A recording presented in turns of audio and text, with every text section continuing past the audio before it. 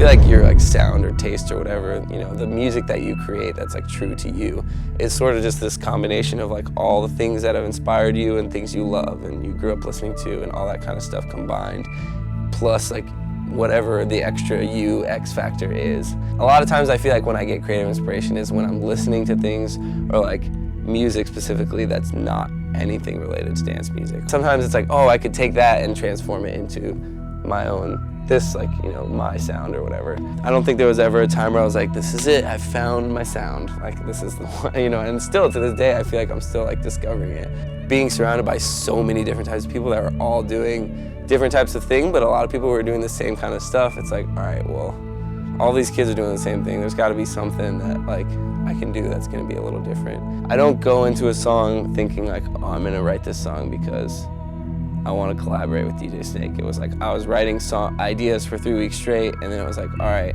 this one I think is cool enough to actually send over. It was just like, I was just writing things that I liked, you know what I mean?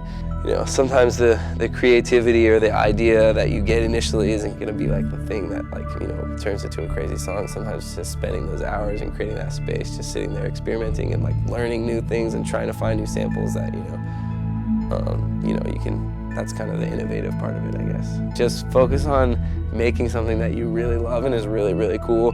Because if you have that genuine passion and genuine like creativity, like even if it's weird, if you love it and you're all about it and it's you and it's different, like people will appreciate it. Number one quote I always remember from my dad, and the advice that I always got from my dad was, no matter what you do, a third of the people are gonna say you're a genius, a third of the people are gonna say you're crazy, and then a third of the people just don't care.